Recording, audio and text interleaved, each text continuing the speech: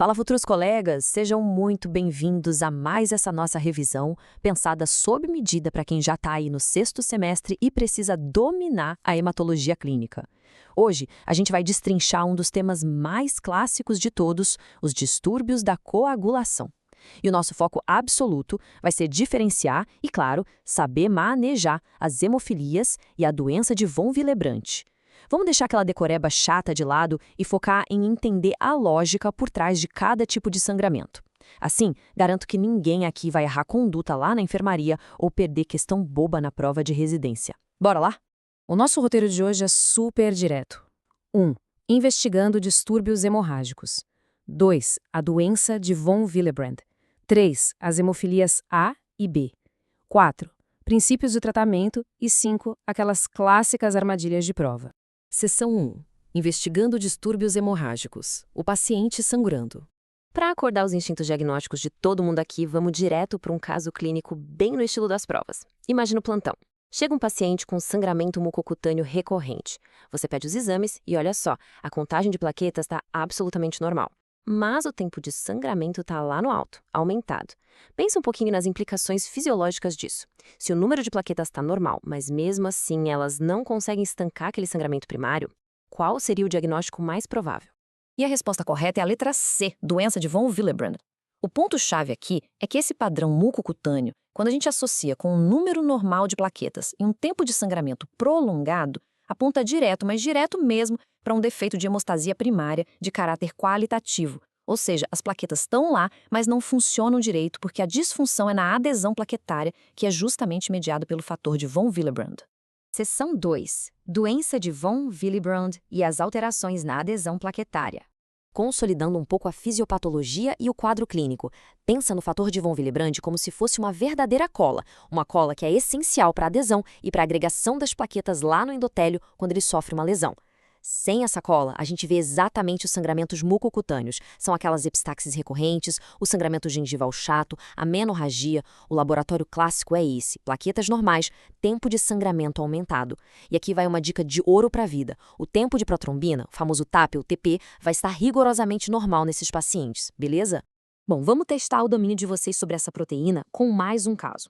O paciente chega com epistaxis frequente e menorragia. Quadro clínico super clássico. Só que aí o laboratório revela um tempo de tromboplastina parcial ativada, o TTPA, discretamente aumentado. Qual é o principal mecanismo fisiopatológico que explica isso? Por que um distúrbio que é de hemostasia primária iria alterar um exame que a gente usa para hemostasia secundária? A resposta é a letra B, alteração da adesão plaquetária. E por que o TTPA dá essa subidinha? É aí que entra a mágica da fisiologia. O fator de von Willebrand não atua só na adesão plaquetária. Ele também é a proteína carreadora, o transporte, que estabiliza o fator 8 da cascata de coagulação.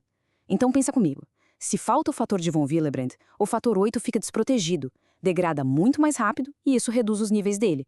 Consequentemente, a gente tem aquele prolongamento discreto no TTPA, que avalia a via intrínseca. Faz todo sentido, né? Seção 3. Hemofilias A e B. Agora a gente entra no território dos sangramentos profundos. Um desafio rápido para a turma. Menino, com episódios repetidos de hemartrose logo após traumas mínimos. Bateu de leve, sangrou na articulação. O laboratório mostra um TTPA aumentado e um TP normal. Qual é o diagnóstico mais provável aqui? Prestem muita atenção nesse gatilho do trauma mínimo e nessa discrepância específica lá no laboratório. Exatamente, a resposta é a letra B, hemofilia. Pessoal, hemartrose de repetição é o nosso sinal de alarme máximo. Quando a gente junta um sangramento profundo articular com TTPA aumentado, que indica alteração na via intrínseca, e um TP preservadinho, que avalia a via extrínseca, estamos diante daquele quadro laboratorial de livro, clássico e incontestável, de hemofilia.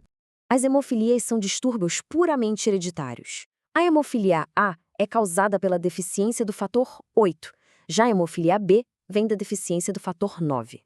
E aquele sangramento que destrói a articulação a longo prazo, a hemartrose, é um sangramento de tecidos profundos, acomete músculos e articulações. É um cenário muito, mas muito diferente daquela epistaxe superficial que a gente viu antes. E para não restar a menor dúvida nas provas práticas, vamos fixar bem esse contraste clínico. De um lado, a doença de von Willebrand. Ela se apresenta com sangramentos mucocutâneos superficiais. É o paciente com sangramento nasal prolongado, aquelas manchas roxas que aparecem fácil na pele, o fluxo menstrual muito intenso. Do outro lado, as hemofilias. Aí a gente está falando de sangramentos profundos e graves. Grandes hematomas intramusculares, hemartroses, que muitas vezes começam a aparecer lá na infância, bem na fase que a criança começa a engatinhar e andar. Se a gente traduzir essa clínica toda para o laboratório, o perfil comparativo fica como um quebra-cabeça perfeito. As plaquetas são numericamente normais nas duas condições. O tempo de sangramento é o marcador da disfunção no von Willebrand, então ele está aumentado lá e normalzinho na hemofilia. O tempo de protrombina, o nosso TP, fica normal nas duas doenças. E o TTPA? Na hemofilia, ele dá um salto, fica marcadamente aumentado por deficiência pura de fator 8 ou 9. Já no von Willebrand, o TTPA geralmente é normal, mas, como a gente conversou, pode estar levemente aumentado se faltar carreador suficiente para afetar o fator 8.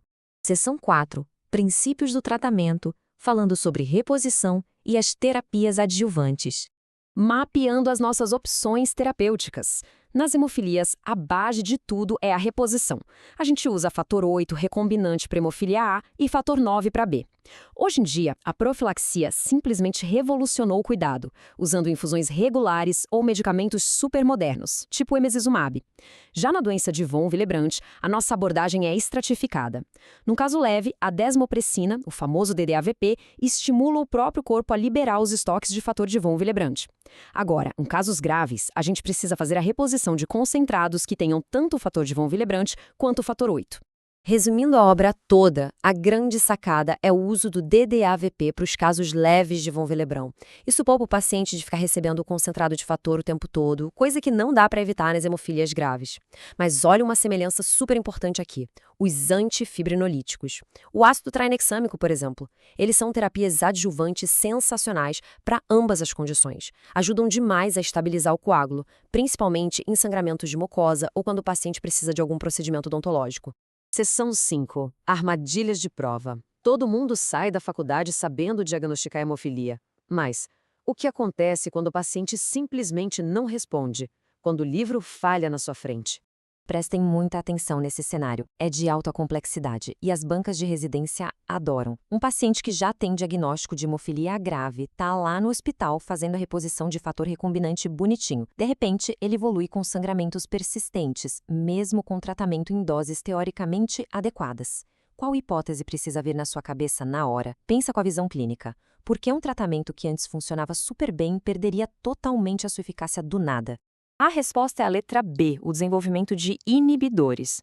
Como esses pacientes passam a vida recebendo fatores de coagulação exógenos, que vêm de fora, o sistema imunológico pode acabar reconhecendo essa proteína como um corpo estranho. Aí o corpo produz anticorpos neutralizantes, que a gente chama de inibidores. É uma complicação super crítica, especialmente num pré- ou pós-operatório, e que vai exigir agentes de desvio da via de coagulação, os agentes de bypass, para conseguir tratar o sangramento. Guarda essa citação para o resto da vida profissional. A pegadinha clássica. O problema deixa de ser a falta de fator e passa a ser a neutralização do fator administrado. Entender isso muda totalmente o jogo. Não adianta ficar só aumentando a dose daquele fator se o corpo do próprio paciente está lá destruindo tudo que a gente infunde.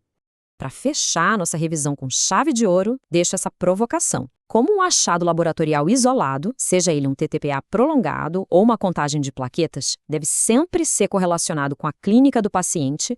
Antes da gente bater o martelo na conduta de emergência, a hematologia é literalmente um grande quebra-cabeça. E as peças só se encaixam e fazem sentido de verdade quando a gente olha para a história inteira de quem está ali na nossa frente. Continuem afiando esse raciocínio clínico fantástico, revisem bem esses exames e até a próxima explicação. Um abraço, turma!